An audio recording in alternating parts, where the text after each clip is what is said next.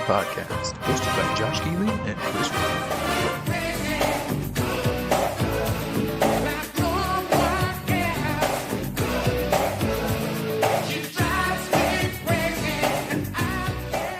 Oh, I can't help myself but being live on a Monday, the 6th of January. This is the Ohio State Minor podcast. I'm Chris. That's Josh. Josh, what you got to say? Dude, just every day is a blessing. This new child's already in my life. Well, you've only got 18 more years of it, my friend. Minimum. Yeah. Minimum. Yeah. Anything good this week? Anything we get into other than, just rearing your young child? No, man. Another week of bowls has gone by. Anything jump out at you? No, not really, man. Everybody's bitching. I get a lot of people messaging me about the bowl sucking. People bitching about how the quality of the bowls has gone down because people sitting down, out, transfer portal, Right. yada yada. I watched the Liberty game and saw a dude, the Liberty quarterback, who's basically only started one game in his 5-year career. Yep. And that was fun. That was fun to watch him get a start. By chance, he had like a 50-yard scramble, and all of his buddies were in the Bahamas cheering him on. The quarterback for North Texas, the last time he started, he actually has never started a varsity game. This includes high school. Yeah, it was kind of cool. You know what I mean? So it's like, obviously the days of the old where the bowls were meaningful are dead. But it is kind of something to look forward to, right? To not completely shut on something entirely. Naturally. What's up, Will? Yeah, man. The winter storm is hitting us a little bit, but not too bad so far. We'll see what it brings tonight. How much snow did you guys get? About 5 inches. Okay. Which some would say is large. Some would say 5 inches is a lot. I wouldn't say it's above average. Right, yeah. Were you at the Browns-Ravens game? I thought I saw you on TV. No, it was just another fat bearded guy. Another fat bearded guy. It is episode 59. I chose Tyquan Lewis. Why did I choose Tyquan Lewis? I chose because he's a college football national champion. He's a Big Ten Defensive Lineman of the Year, 2-time All Big Ten first team, and he is registered 7th all-time in sacks with 22.5, one sack above Will Smith. Yeah, Tyquan Lewis is a badass dude. He doesn't really give enough credit because he was right there in the middle of the CJ Young, Joey Bosa hype. But I mean, he was just as good as the guys that you're. He's in the same tier as JTT and Jack Sawyer, right? For what he did. I thought his last year at Ohio State, he was going to absolutely explode and be the dog. Right. He was a great player, but he didn't explode like I thought he would. He's having a hell of an NFL career too. They moved to defensive tackle, defensive end. He's got a versatile piece that they move around. So he's definitely as good. I mean, he's definitely carried the Buckeye name and made them look great. He's a success story. I would classify. The only other 59 that really stuck out in my mind was Isaiah Prince. Correct me if I'm wrong. Yeah. But I believe Isaiah Prince is one of the first Ohio State offensive linemen to actually start as a freshman. Now, I don't know if that was an indication of how good Isaiah Prince was. I think that was more of an indication of the state of the Ohio State offensive line at the time he was there. Yeah. But still an interesting, accomplishment. With it, the west of Dayton Airport, we got about 7. Hey, work was canceled. Hey, day work. Did you get paid today though? Did you get paid for today? That's the key. Get us back on that one, Will. All right. So episode 59, we got Tyquan Lewis. We're going to go through some Buckeye news, some news that has broken here in the last 24 hours, or just news that we happen to miss during our last episode. So Josh, breaking today, running back Sam Williams-Dixon. He's entered the transfer portal. The Pickering, Ohio native, 7 carries, 53 yards, and very limited action this year. He will not be staying for the college football playoffs.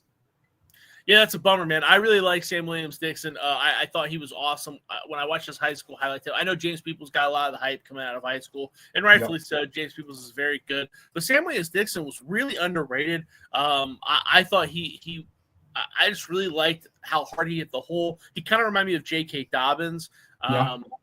So I really think that he was in line to get some playing time next year. I know that they're bringing in C.J. Donaldson, the transfer running back from West Virginia. I don't know if Donaldson is going to be the bell cow. I don't know if he's any better than James Peoples or really – I mean, he's probably better than – well, I don't know. I don't know if he's even that much better than Sam Williams-Dixon. He's kind of he's benefited a lot from the way that offense was ran at West Virginia and what they do. Someone's got to get the ball, and he's okay. He's a very tough runner, but I don't think he's explosive. I don't think he's like a dog like we're seeing with Quinn John and Travion. I think both James Peoples and Sam Williams-Dixon have that potential. So it's unfortunate. I don't like to see guys transfer that fast, but yeah, I mean, that might be the most upsetting one for me. Obviously, Aaron Nolan, too. I was really bummed by Aaron Nolan leaving. You and I talked about that. Pretty clear what their thoughts are with Julian Sand, where they believe Julian Sand is, and how they've been giving him snaps. And Aaron Nolan probably, you got to give Aaron Nolan credit. They brought Julian Sand in late, and he still fought it out this year. And the signs are pretty clear. But that was one that bummed me out too. I really like Julian Sand, so I was a little upset with that. Had a new recruit running back on campus now. Maybe he saw the talent and made a business decision. Hey, I mean. I saw that Bo Jackson was practicing today, as well as Tavian St. Clair. They were getting some practice, get some snaps in today as well.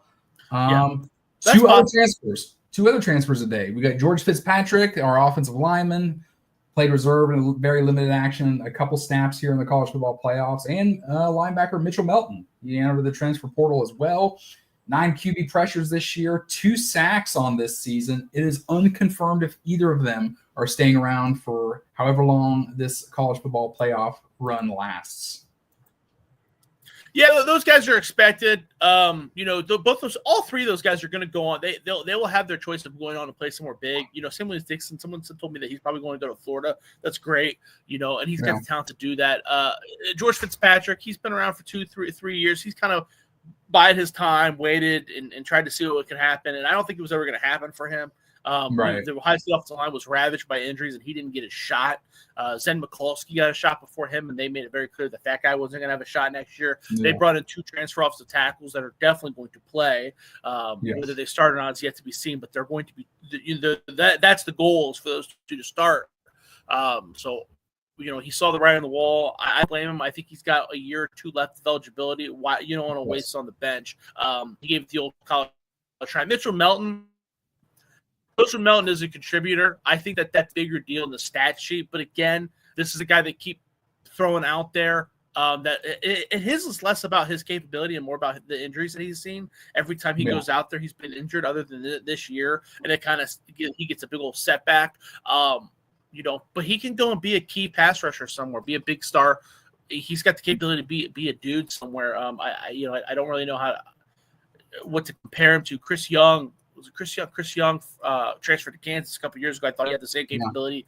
That ended up not exactly being true. Javonte, I guess the better comparison is that Javonte Jean-Baptiste left for Notre Dame and had a great career, had a great last season at Notre Dame.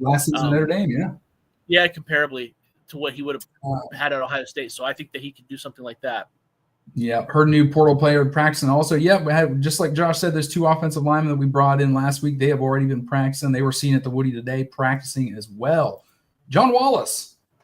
Rumor has it Quinn Ewers gets flustered and makes mistakes when he gets hit. I think I would agree, and I think I've seen that. Does Ohio State continue to blitz, or do they rely on Caleb Downs to ball out and take over? How do you stop Quinn when he gets hot? And what's your this game plan? Well, we're gonna discuss this, John. But Josh, you want to give it a quick one over? Yeah, sure, man. I think that John makes. Yeah, Quinn Ewers definitely gets. It's not that he gets frustrated. It's that he gets. It's that he forces mistakes. Right? He's always trying to look for the touchdown ball, and it's not always there. What if Ohio State should bring pressure on? They didn't bring a lot of pressure against Oregon, and they were successful. They had 8 sacks. They sprinkled in pressure. Right, they brought more pressure this time than they did the first time around. But they went from like a 0 to like a 3, right? Which is hopefully that is the goal against Texas. Texas does have a better offensive line. the offensive line at Texas is probably the best offensive line that Ohio State will see. I don't think it's by a wide margin. So I think the goal is to see what are the 4 guys up front can provide, because JTT, Tyleek, Jack, those guys have played out of the world. Ty Hamilton's also had played really well these last couple of games. So maybe they won't need to, constantly bring the pressure with, guys like Cody Simon or Sonny Styles and whatnot. But it won't take very long to know. It won't take very long. I think you're gonna be able to gauge that and get that indicator fairly quickly this Friday. Big news out of Georgia. Edge rusher Damon Wilson. He's entered the transfer portal. He's a 6'4", 250-pound edge rusher, 22 tackles this season, 3 sacks, 2 forced fumbles, 2 fumble recovers. He was ranked a 5-star recruit in the class of 2003. OSU finished in a very, very close second, is what I'm being told, and he still has 2 years of eligibility left. Any idea? Any thought on that one? Is that someone you want to? I mean, Ohio State and stud defensive lines kind of go hand in hand, yeah. Yeah, man. I mean, that would be cool. I have no problem with that. It's not something that I got, I don't know, circled. Fingers crossed on. Yeah, it's not like I don't think it's like a situation like Seth McLaughlin or Quinshon Judkins where I'm like, okay, this has got to happen, right? I don't think Ohio State's recruiting class kind of hinges on it. I don't think it's as big as an impact as a guy like Caleb Downs either. Probably more of an impact like Davidson Igbinosun, where it's like, oh, this guy's going to play. This guy can play. This guy can contribute. Of course, David Igbinosun has been kind of a revelation, so that might be a bad example too. But maybe a tier above Will Kazmarek. But it's fun to think about. I think Ohio State's done okay in the transfer portal. I'm not as high on the 2 offensive tackles that they got, the one from Minnesota, the one from Rice. I don't think that those guys quite dominate like Josh Simmons dominated, so I feel like the comparison's a little off, or even Seth McLaughlin. But I do think Ty Howard from Duquesne was an interesting, fun addition with 2 years left of eligibility. I do think George Logan was from Idaho State is a fun addition, a good addition. A guy with some interesting potential, also with 2 years eligibility. And Max Clare from Purdue. Max Clare was an absolute stud this past year. He did a lot. He was produced pretty much only offensive weapons. So that's a guy that I don't know if Ohio State has a tight end. I don't know if Ohio State has a tight end on the roster that's as good as him. So those 3 pieces I'm much more excited about. CJ Donaldson is a very productive running back. I put him kind of in the category of the offensive tackles where I kind of look at it and be like, okay, does that say more about the coach's belief in the depth in those guys? Maybe. But yeah, so I don't think that Wilson is going to – I don't think that if they don't get him, I wouldn't be shouting at the rooftop. No, I agree with you. They got pressure on Dillon, but the big thing is they didn't let him scramble for yards. Yeah, I mean he bought himself time in the backfield, but again, he didn't let him. It didn't hurt the Buckeye defense with anything on the ground.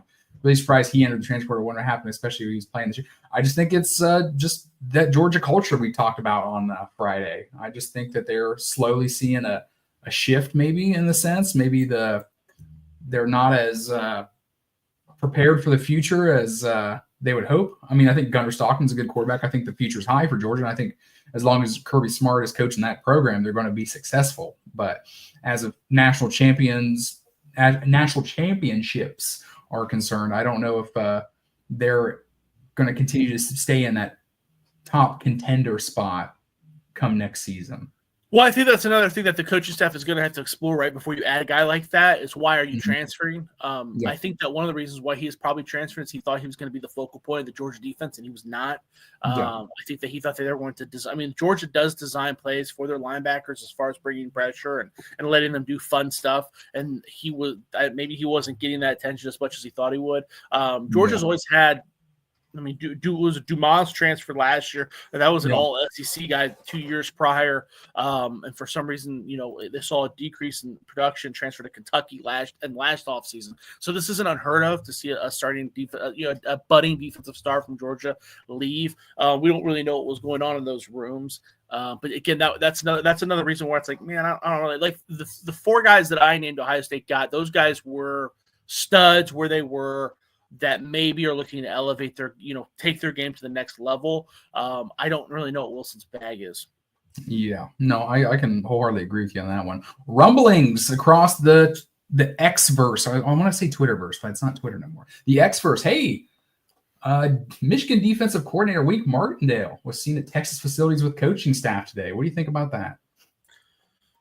I don't know why he would leave. I mean, that's an older guy with NFL. But was he was with the New York Giants like 2 years ago. I would be pretty unprofessional for him to be rocking the boat, especially with the influx of NIL cash that Michigan's got. I mean, they brought in the number one quarterback. They brought in one of the higher rated offensive tackles in the transfer portal. They brought in a higher rated wide receiver. I knew these are all offensive things, but the offense was the issue. The defense wasn't really the issue last year. So I don't know why he would jump ship.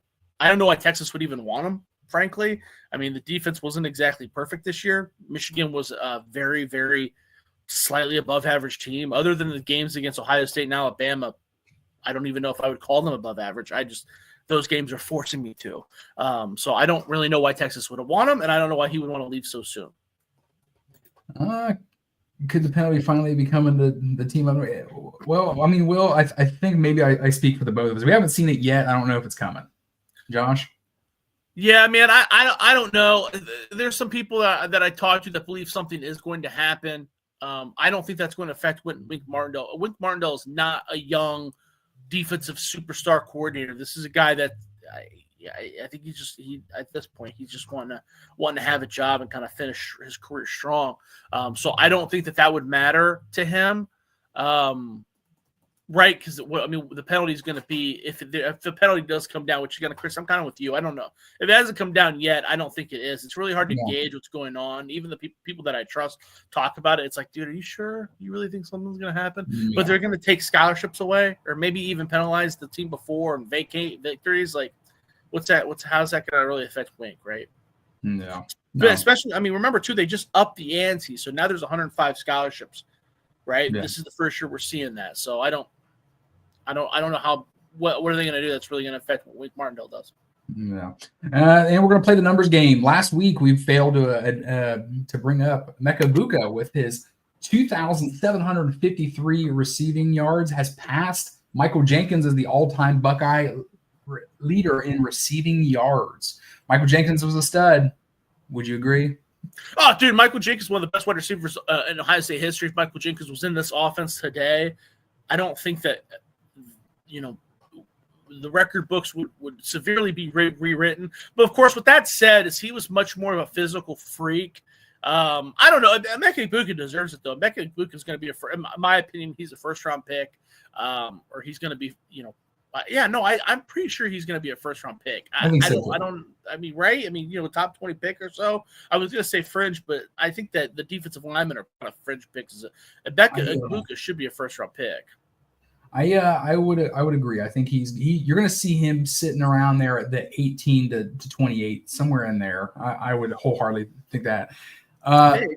Yeah, staying on the numbers game, Emeka Egbuka is also, he's 104 yards away from eclipsing the 1,000 yards for the season. Henderson, he's 75 yards away from 1,000. Judkins, 76 yards away from 1,000. And Cody Simon, 3 tackles away from 100 total on the season. Successful. Yeah, that's pretty cool. Will brings up an interesting thing where he said, should playoff stats count? I guess that's the world we live in. It should be noted that Michael Jenkins did it with, 3 less games. So you know what I mean? Like, he accomplished, this is the kind of the college football world that we're living in. It is, back in the day too, every college football team had the same amount of games, even if they made the national championship. Now, there's going to be 12 teams. There's going to be 2 teams that have 4 more games, right? It's skewed, but I mean, it is what it is, right? I don't know. There's a story to every number. The numbers are only part of the story, right? I mean, JT Barrett still owns a bunch of Ohio State passing records and all that. Is it because JT Barrett was good, or is it because JT Barrett was here for 4 years because he couldn't go to the NFL? Carlos Snow, I think he's got the most starts of any running back in Ohio State history. Is Carlos Snow the best running back of Ohio State history? No. He was just kept getting hurt, and he was here for like 6 years, so he got a shit ton of starts. Most of the time, if you're a good running back, you leave before you hit 30 starts. You know what I mean? So it's like it's all just a numbers game. It is what it is. Egbuka is one of the few guys that I would point to and say, I feel like he doesn't get enough respect for what he's done here because he was never the A option, which is I don't know if I want to say it was a shame. It's just he just doesn't get enough credit. Marvin Harrison Jr. was legitimately better than him. Yeah. Jeremiah He was never solidified as the number one. And even this year. Yeah. And last bit, fun news. Hey, our former Buckeye alum, Scary Terry McLaurin, he breaks the Washington Commanders franchise record for single season receiving touchdowns with 13 in the game winner last night. Scary Terry. Yeah, that's great, man. Terry McLaurin is a badass. He's one of those guys where, at Ohio State, he didn't shine until his senior year. He's one of the cool stories of college football. I don't know if we're going to get too many of those. A guy like Kojo Antwi would have been an example of the guy I would compare to Terry McLaurin, where I thought he had a chance to eventually play. Didn't, right? He's transferring out. So you're not going to have there's not going to be a lot of Terry McLaurins out there left. No. Ohio State fans are super, super, super confident going into this. Texas will be the toughest matchup they will face all year. Best quarterback, best coach, best secondary. Basically a home game for Texas. Well, you know what, Tyler? You go ahead. We'll let you segue into this one. Ohio State and Texas. We've got them on Friday night. Friday night fight in Arlington, Texas. 7:30 ESPN. This number was pulled yesterday. I had Ohio State -6, and the over/under was 53.5. What are we looking at now, Josh? Yeah, I believe I'm double checking, but I believe the numbers moved down. Yeah, Ohio State is favored by 5.5 at most books. Okay. So there's either some money coming in on Texas, which makes sense. 6 is a very high number, right? We're talking about a touchdown, right? Or a team that was in the SEC championship. To talk about what Tyler says, Ewers has lost 4 games in the last 2 years with this team. I would rate for a hell of a good game. My 2 best freshmen in this nation. Ohio State fans should be super. I think the Ohio State fans should be confident. I mean, what has we've talked about? I don't want to shit on Texas. Texas is a great team. Texas is how much better is Texas than Oregon? I don't know, dude. I don't know if they are. I really don't know if they are. I know that Texas has the best offensive line Ohio State will see. That for sure, right? I think that Texas has one of the better defensive lines Ohio State will see. That I know for sure. I think that Texas has one of the better defensive backfields that Ohio State will see. That I know for sure. Everything else, I don't is that a shot to Ohio State? I like Quinn Ewers. I think Quinn Ewers is one of the best quarterbacks in college football. But Texas fans hate Quinn Ewers. I was talking to a Texas guy the other day, and he was hoping that they'd bring out some kind of secret super package that would surprise Ohio State with Arch Manning. These are intelligent guys that I'm talking to. So they don't even like Ewers. Ewers, I like Ewers, but the problem with Ewers is that he plays like a guy who's constantly got to prove himself. And those guys make mistakes. They just do. And he specifically makes mistakes when he's throwing it deep, right? And it's got to be hell being in that guy's head because he's dealing with all this exterior shit. The locker room, it's probably 50-50. He can feel it, right? We have rumors that he's going to Michigan State because of it, because Texas basically said, we don't want you. Whether that's true or not, I don't know. Doesn't matter. It's out there. He's a kid, so he sees that shit. So I don't know if Ewers being good even matters anymore because he's just dealing with so much outside bullshit. I think that Texas has got some decent weapons at wide receiver. Yeah. But in comparison to what Oregon had, they're not even close. So you know what I mean? Like that's the problem. That's the problem there. It's like, oh yeah, to a normal team, Texas has really good wide receivers. To Ohio State, who just bottled up 4 guys that could be early round draft picks at Oregon, who's getting passed the ball by Dylan Gabriel, one of the most efficient quarterback passers in college football history. Who cares, right? The big issue for Texas, in my opinion, is their offensive line is really good, right? We've seen Ohio State's.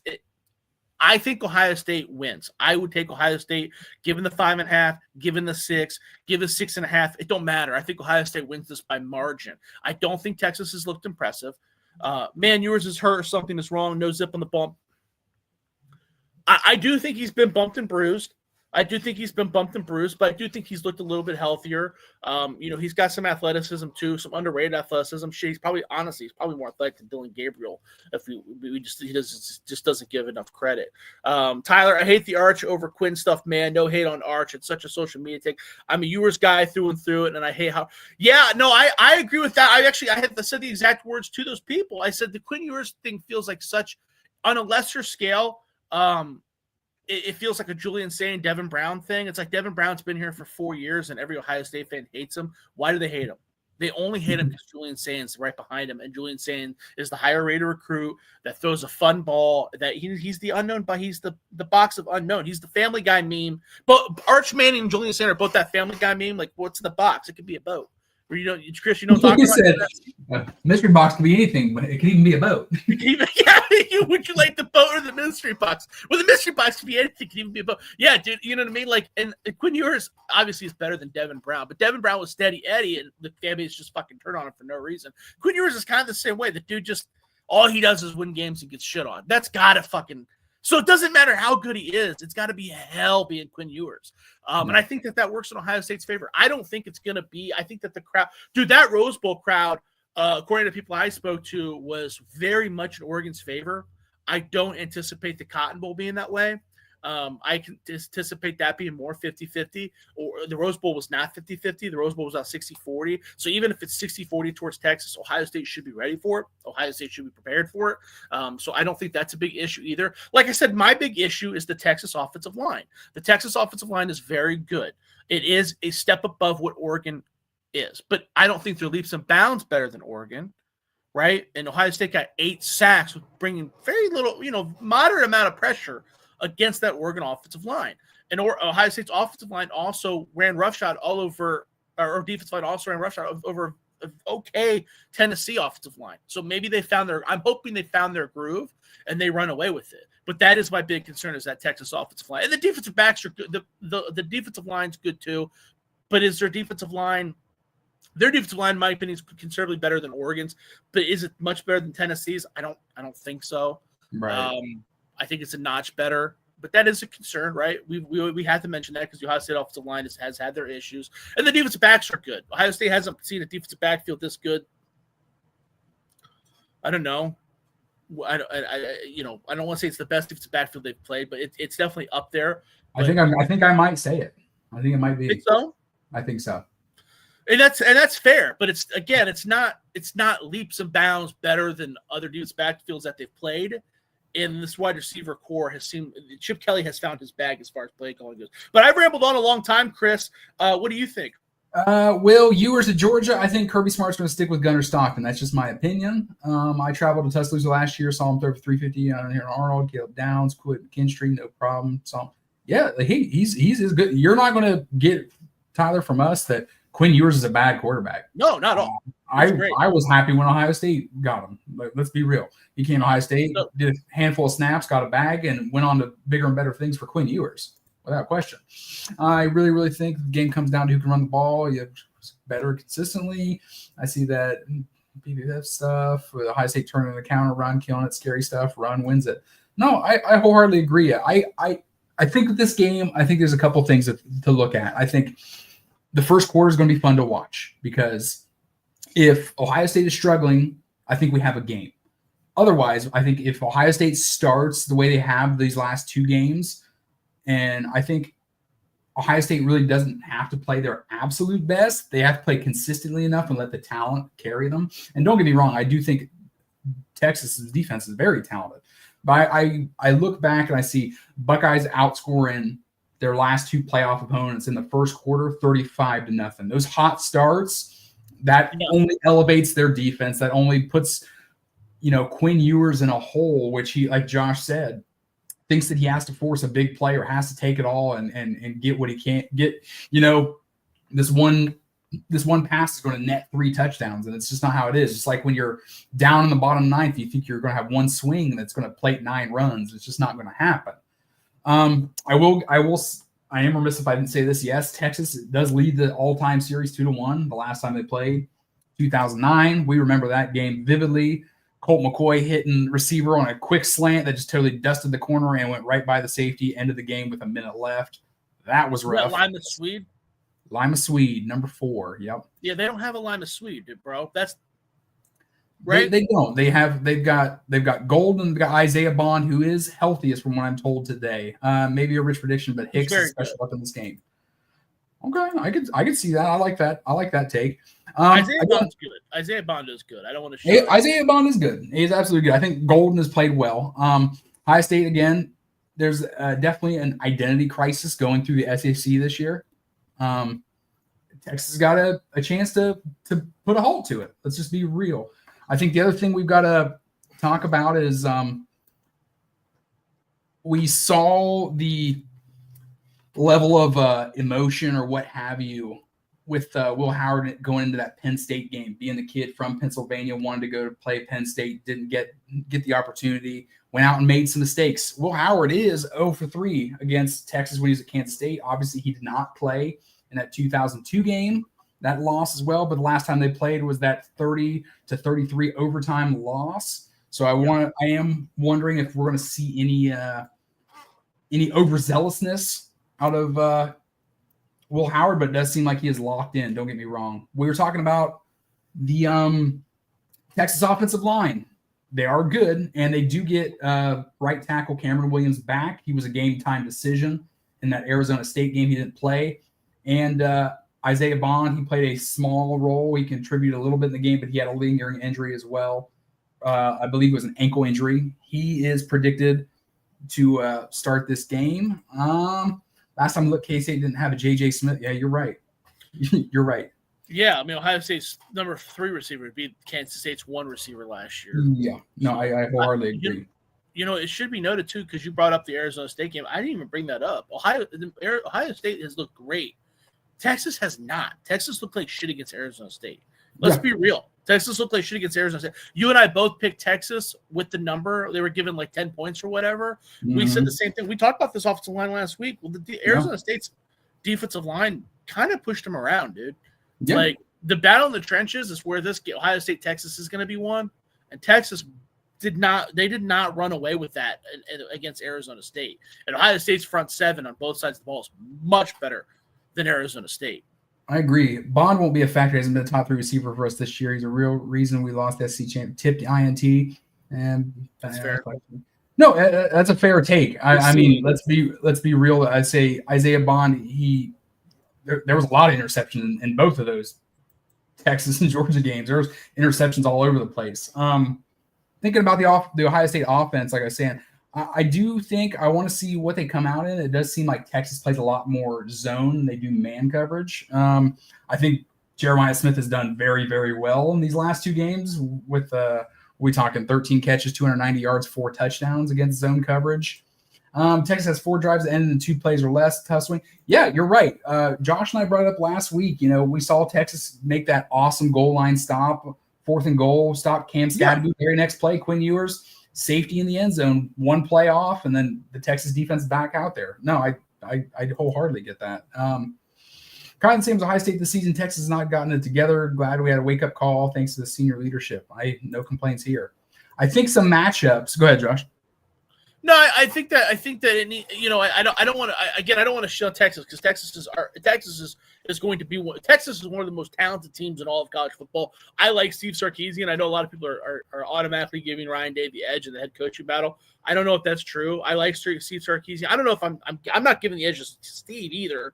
But they're both in the same tier. I think I like Texas a lot, but I'm just trying to dissect this game, right? The closer we get to the national championship, the closer we need to dissect these games.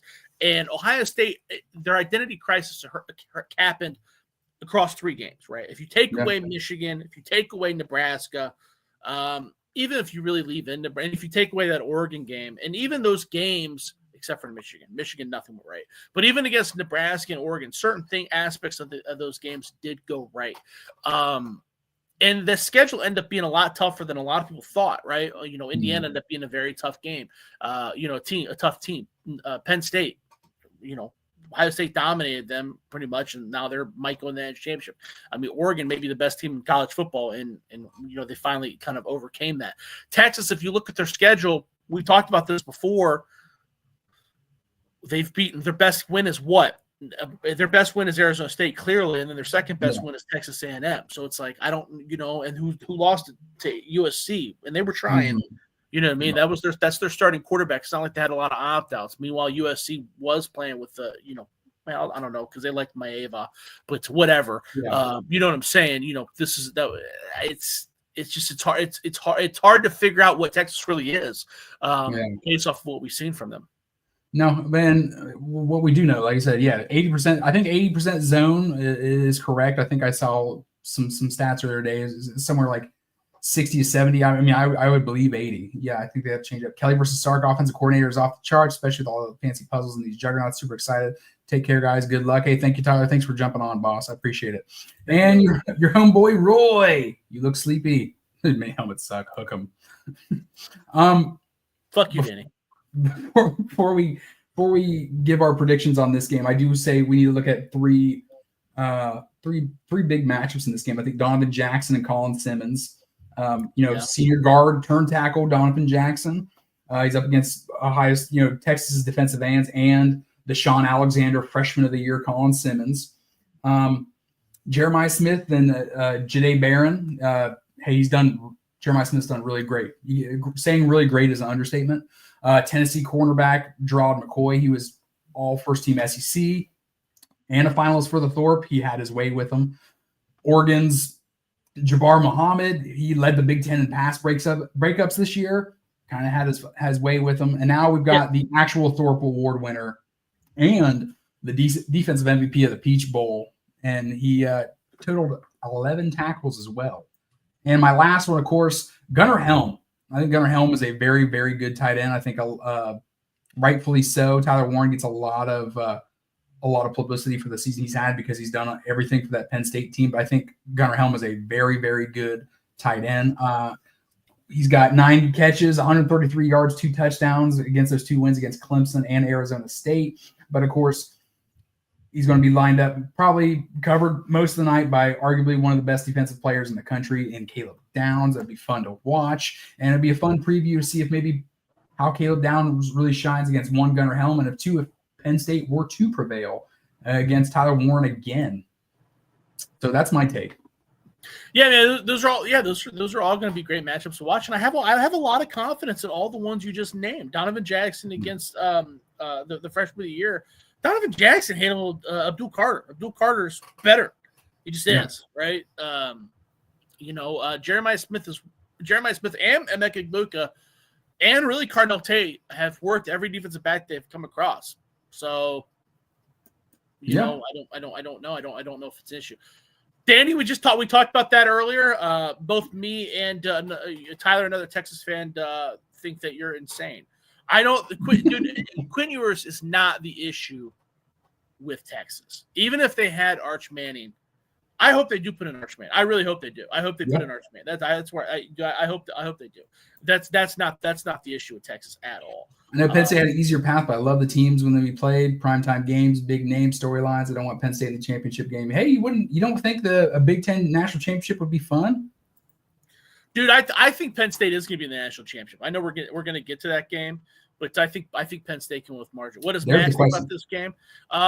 Dude, Max, all he does is scream. So I don't know. I don't know what team sounds closer to a scream. That's your answer. Probably Texas, I suppose. Josh, who wins this game, and what's the spread for you? Dude, I'm taking Ohio State with margin. Like I said, I said it was the spread changed to 5.5. I would take it as 6. I would take it as 6.5. Ohio State should win with margin. If they play like they did against Oregon, they're going to demolish them. The game is going to come down to the trenches, right? We're going to see what Texas's offensive line is going to be key. Can they win this battle, right? And if Ohio State's defensive line and linebackers play like they did against Oregon, they're not going to. And that's really the biggest edge that they have. That's the biggest edge that they have, is relying behind that big offensive line. Nothing else is any scarier than anything Ohio State has already seen. Plus, you got to think that they're going to be way more exhausted than the Buckeye boys, dude. I mean, they had to win to play in overtime. Ohio State basically, I didn't bench their starters, but that game was over. That game was in hand. That game was over by halftime. Okay, so there's just completely different vibes. And you got Danny on the chat. That's what I'm talking about. The fan base fucking hates Quinn Ewers. You got one fan base that was the toxic one that wanted Ryan Day fired. They're now singing the praise. They're ready to buy in. You and I both too. We're both ready to buy in. Ready to buy in, baby. They're happy. Their momentum's there. And then you got another fan base who hates their starting fucking quarterback. They just came out of an overtime win against a team that they were supposed to beat by double digits. Dude, give me Ohio State all day.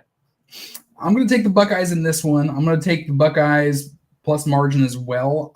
What I want to see in this game is, and I hate to be this guy, and I hate, we are two Buckeye fanatics. I think that obviously that's apparent, and I think that this is the game I want to see where Ohio State's talent takes over and wears down a defense.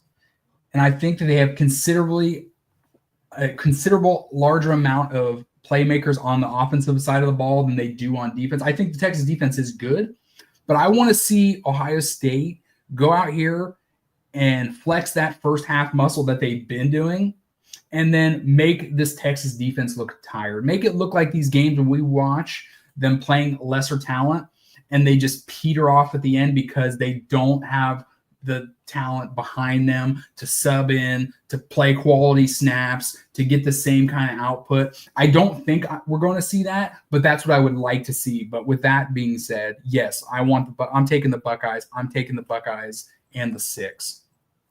Yeah, man, I'm with you. I agree with everything you just said. And in Texas's defense, they're good. I'm not trying to shit on Texas, but comparatively speaking to what Ohio State has seen the last couple games, Arizona State moved the ball pretty fucking well against them. And Arizona State, that's a team I feel confident Ohio State would win by 4 touchdowns. And we've seen what the SEC can do. The SEC was completely overrated all fucking year.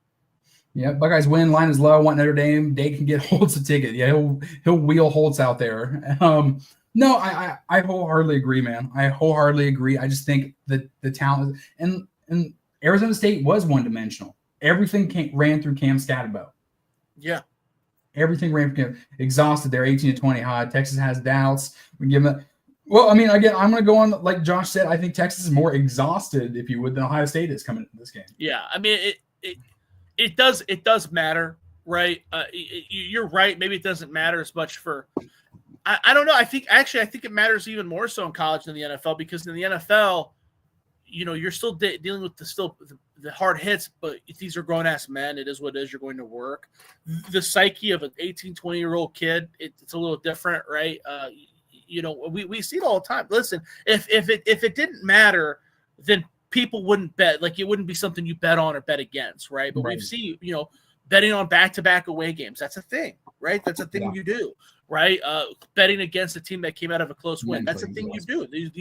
These beat the spread. This is a math equation that works. So, I get what you're saying, and maybe I'm putting too much credit into that, Michael, but it definitely exists. The question is, how much does it exist? And if it exists at all, then it helps Ohio State. Well, we both have taken the Buckeyes. We are taking the Buckeyes in the spread. We're going to get in a quick one. There is a game the day before, and that day before is now a federal holiday. You have the day off Thursday? This Thursday? Yeah. No. It is Jimmy Carter Day of Remembrance. I even have it off. You have it? I don't. I'll have to double check, my friend. I don't want to double check, my friend. You think I got it off? I think you've got it off. Okay. What the fuck just happened? Chris? Chris just left. Oh, there he is. Okay. And we're back. There is another game on Thursday. Mentally exhausted. It's been a week and a half. They're fine. You're more tired. There's no grasping this week. Okay. Really one-time day off. Yeah. I know. I just said some bullshit and just skipped out real quick. Just got your hopes up and left. I know, right? Well, Thursday, we've got Penn State, we've got Notre Dame, we've got Drew Aller, we've got Riley Leonard in Miami, Florida in the Capital One Peach Bowl. This was pulled yesterday.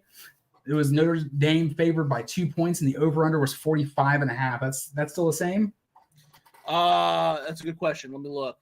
The spreads I'm seeing, Notre Dame's favored by 2.5 points. So yeah, roughly the same. Okay. Dude, I like Penn State here, man. I think Penn State's got a hell of a lot of talent. We talked about when Ohio State played Penn State. If it wasn't for James Franklin, Penn State would be in the national title picture far more often than they are. I think that James Franklin has grown a lot as a head coach, like what we're seeing with Ryan Day. They're learning to stay the fuck out of the way.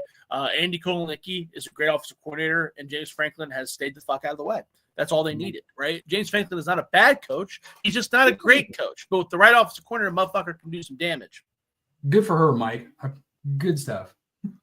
But I think that, there's a few teams more talented than Penn State. I don't know why they get shit on It's so funny. It's so funny. I have so many people that shit on Penn State all year long, and here the fuck they are. But Drew Aller's a good quarterback. That's a guy that is rumored to be a top 5 NFL draft pick.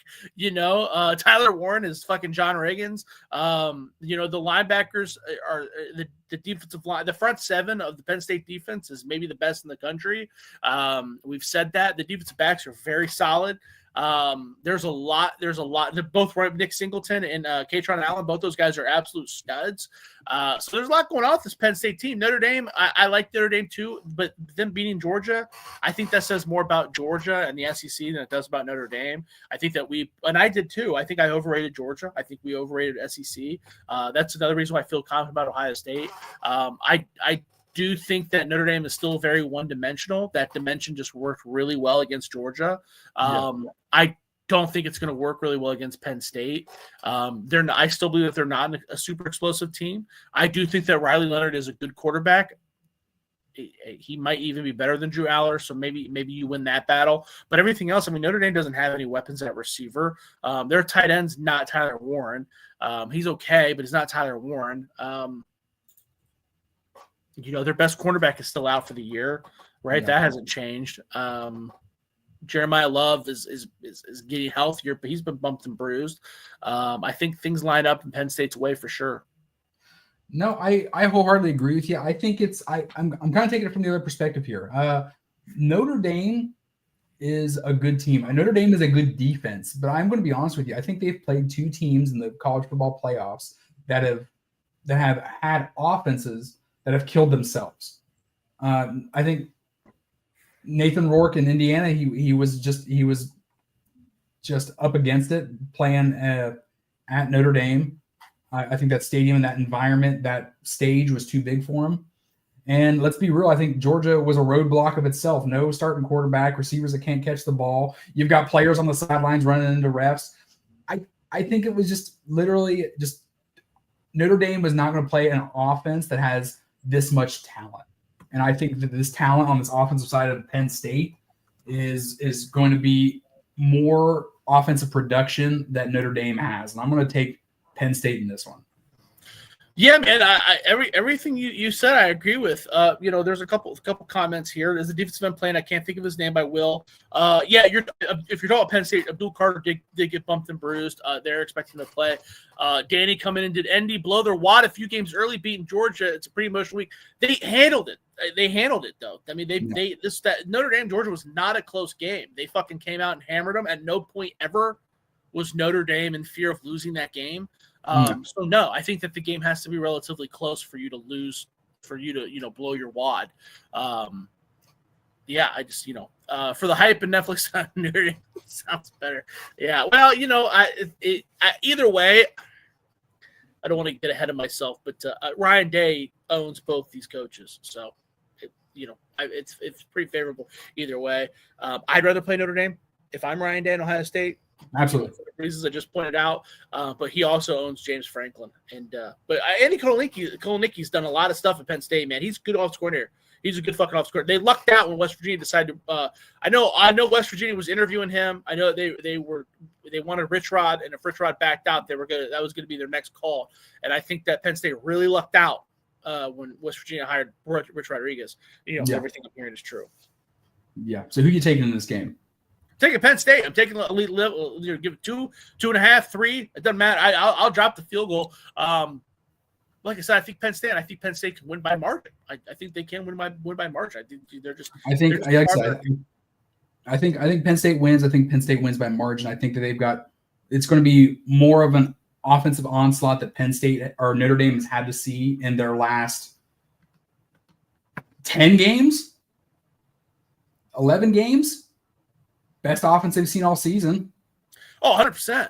100%. You know, and Penn State demolished Boise State too, right? And Boise State had, you know, Heisman contender Ashton Jeanty. I'm not going to sit here and act like we thought no one. Well, no, I mean, I picked Boise State in the number. So that was, I'm not, I can't go back on that now. I think a lot of people did. So it's, I know they were favored by double digits, but a lot of people thought Boise State could sneak it out. Penn State's been pretty underrated all year long. Yeah, I mean, the games could have gone either way. I think like Penn State gotten in front of themselves there with some kind of boneheaded play calls around the red zone when they played Ohio State. I think that's been ironed out. I think they've got their eye on the prize, and I think they are looking – you hate to think they're looking ahead, but they would love to get a rematch with Ohio State, and no one would like that more than James Franklin to get that giant-sized monkey off of his back. Yeah, I am by no means saying Ohio State is going to run away with it with either of these teams. I mean, they might. Yeah. I think that it's possible. The potential's there.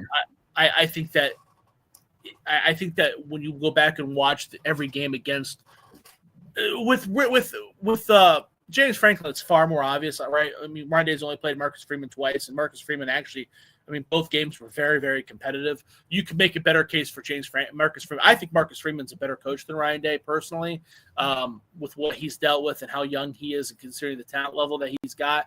But James Franklin, man, dude, Ohio State. I mean, Ryan Day does own James Franklin. I mean, there are specific mistakes you could point out in each game against Penn State where you go, "What? Why did you do that, James?" Like, you know what I mean? Yeah. Will's taking Notre Dame 28-24 over Penn State. It's fair. I like it. Hey, I'd like to see a close game. I think Penn State's got the best offense they're going to see all season, without question. Yeah. Josh and I have both taken Ohio State. Josh and I have both taken Penn State. We are both got our fingers crossed for a all Big Ten national championship on January 20th, a Monday, which I still hate that. I still hate Monday. Right? national championships, but we're trying to keep it underneath an hour. We don't want to run too long. We also know that we've got Josh has got a young child that he is raising to be a all-time Buckeye fan, so I don't want to keep him from that much longer. But each and every one of you that joined, thank you for jumping on. Thanks for dropping comments. Thanks for talking to us. Even the Texas fans, please go back next week. I mean, hey, if you put one on Ohio State next week, you've got all the right in the world to come back and put it in our eye and say you told us so. Monday Natty is trash, spot on there. If it is a all Big Ten national championship, you better give it to Fox and you better put it on Big Noon Saturday. Okay, I'll say that. And you put fucking Gus and Joel in the booth and let them call at it. That's fucking dude. And to be clear, it's very now we live in a day and age where people are rooting for conferences. We do not root for the Big Ten Conference. We do not root for the Big Ten Conference. We laugh. We laugh when it happens. You and I both had money on it, or I had money on Alabama. I texted you. When it happens, we laugh about it. We root for the SEC's demise, but we're not rooting for a Big Ten championship. We just think that's what's going to happen. And for the record, young Max could root for whichever team he fucking wants to, as long as he shuts the hell up. I would gladly trade right now. He can root for Michigan if I could get like a full 8 hours of sleep, brother. Like, you know what I mean? Like, I would trade that for sure. I feel you there. I'd be honest with you, Will. I like the Thursday, Friday games. It doesn't have the same allure as a Saturday, but it's a nice little start for my weekend, if you would. Oh, dude, yeah, Monday games are garbage, bro. Monday games are so garbage, man. I'm with you. 100%. Okay, before we jump off though, you got to tell us: is it Albert Pujols or is it Mark McGwire? Give it to us. Oh, this? Yeah. Oh, dude. I don't even know. You know me. I don't watch any fucking baseball. I bought this for $5 at the local. Who's on the back? Who's on the back? There's nothing on the back, dude. You just got like a weird shirt jersey? Is that what that is? Yeah, just a weird shirt jersey for $5 at the local TJ Maxx. Danny lives in St. Louis. Roy McAvoy, the dude who's plowing my sister right there twice, he lives in St. Louis. So if I see something in St. Louis, I pick it up. Ewers 2 picks early at first. The Lou, baby, let's go. Is your dad venturing to the game before we get off? I think my dad is going to the Cotton Bowl. I have not talked to him in 3 days because, to be honest with you, you and Danny are the only people I've spoken to this week for some reason because of the baby. I pretty much ignored everybody else, including my mom. God bless her. So No. God love it. To the 84 people that jumped on the chat tonight, thank you. We appreciate it. If you could, jump on the YouTube page, give us a like, give us a subscribe. We will be back this week. We might do a recap right after the game. We might do it the day after, still get it, strike the iron while it's hot, but we'll be here to talk about the Buckeyes and the Longhorns, that matchup from Friday night, 7:30 p.m. Eastern on ESPN. We know who's calling that game? I have no idea. No idea. It's got to be. Is it Herbie? You would think, right? It's got to be. Yeah. All right. For the Ohio State of Mind podcast, I'm Chris. You can find me at crunyon15 on X. Josh? Yeah, follow me on X at Josh Keeley16. Definitely check out my work at Buckeyes Wire. We broke the news. We released the news about Zed Mikulski transferring to Indiana. And remember, 5 inches is plenty to cause a snowstorm. Some would say it's a pre-blizzard. It's more than enough. Thank you, Will. But we'll be back. We'll be back on Friday or Saturday to recap this game. And then after that, you can find us on Mondays. And hopefully the Buckeyes are still playing ball. We'll see you here later in the week, and go Bucks. Go Bucks.